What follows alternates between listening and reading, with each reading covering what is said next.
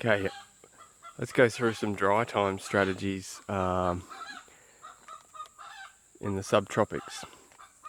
I was going to do this film a couple of weeks ago when we were really at the peak or end of the dry cycle. I had some technical issues, so I didn't get that done. But so we have had maybe 50 to 70 mil of rain since then. But I'm going to do that film anyway because the dry cycle is probably just broken a little later than usual. So some of the things that I mentioned in here I haven't continued to apply because I feel like we've the climate's shifted a little bit and the plants are responding a bit differently to what they were a couple of weeks ago. So one of the things in the dry time, most of these things are going to be the obvious, but it's the obvious things in most cases that that we sometimes forget to do and achieve the most benefit. So I've spent the last few months during the dry time just doing lots of maintenance and dry time maintenance. So that includes cleaning out drains and water courses. So this is a large silt trap here and a drain that leads down to the large pond there, which takes a huge amount of flow in heavy weather, heavy downpours.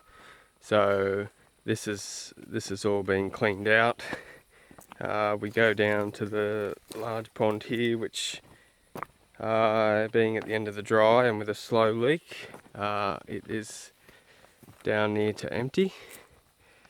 And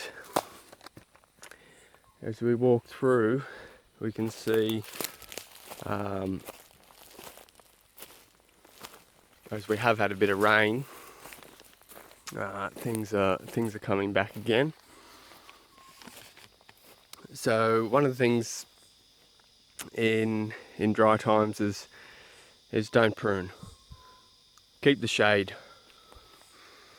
When it's hot and dry, evaporation just takes over very quickly.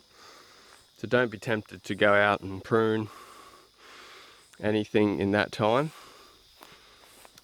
Wait for better conditions, and I say that with grasses as well.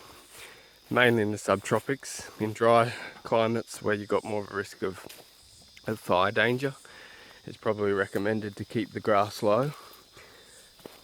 But for us here, I like to keep the grass. I don't like cutting the grass until we're well and truly out of the dry cycle, because if you damage that leaf tissue of the grass, what tends to happen is that the plant, the grass retracts its sugars and starts storing it down in the root, and it doesn't respond as well to the heat when you cut the leaf. The leaf is much better equipped to handle the heat when the leaf is intact. So I've only just cut this grass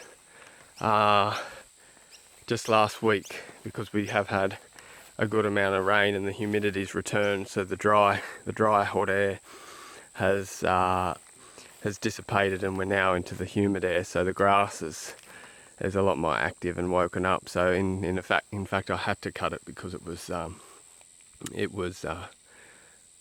just growing so fast as soon as that humidity returned. So don't prune, keep the shade cover. Don't mow the grass, keep the shade cover. Spot water. So spot watering is one of the best things you can do, especially if you don't have irrigation lines set up or drip irrigation. Spot watering, it just basically is, I'll demonstrate now. So I've got a large reservoir of water here, which I just bail some water out of with a water can.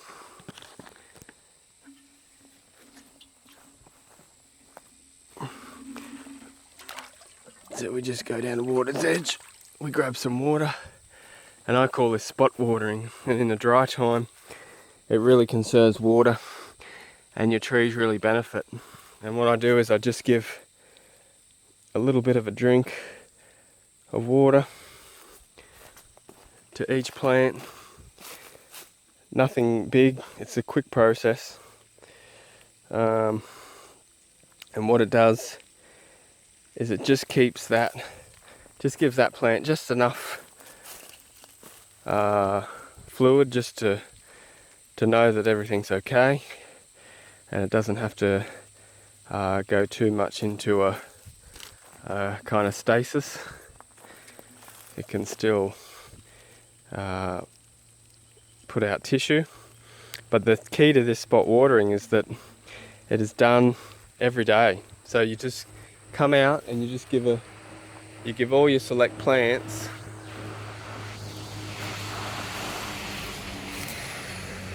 you just give them just enough to just keep that bowl, and I'll talk about the bowl in a minute, but just to keep that bowl hydrated, because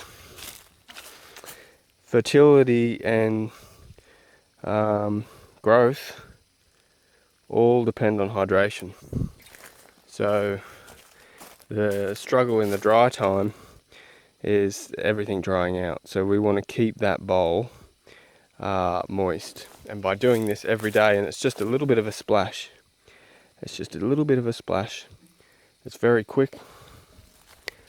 And it just stops. It stops the. See that? It just keeps this fertility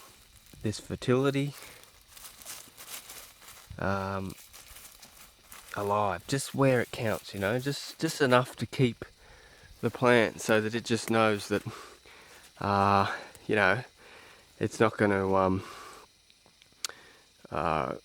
freak out or go into some kind of life-threatening situation because it's so dry. But to do spot watering, we really need to focus on bowl, keeping the mulch bowl method, where we basically keep the area around the tree heavily mulched with a good 200 to 250 mil thick of mulch, and we must make that a bowl area.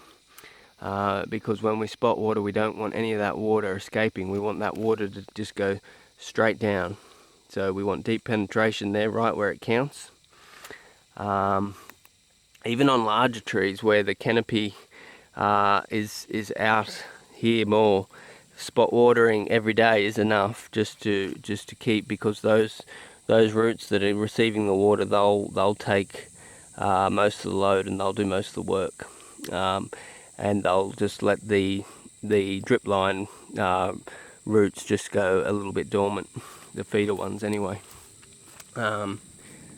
Now, the other thing to do in dry times, and it sounds a bit counterintuitive, but I only water the trees that are doing well. The reason I do this is because if I have to spend a lot of time and energy keeping plants alive that aren't really thriving in conditions that are going to be cyclic and that I can't prevent, then I don't want to be nursing these trees through these times if they're not capable of you know, coping themselves. So if a tree can't manage to its most part on its own, then I tend to just, you know, let it go and put my resources to ones that do better. So in dry time strategy methods, I really only give my resources to the things that are doing well. This way, each year and each cycle, as we go through flood and drought cycles, I'm thinning out the plants that aren't performing best in these extremes, in these flood dry cycles, and I'm favouring the plants that are doing better under these conditions. So what I might do is I'll come back and do another film on just some of the details, the minor details, and more specifics on some of these strategies, and that way we'll be able to go further in depth as to some of the techniques and methods that that help these help us get through these dry times.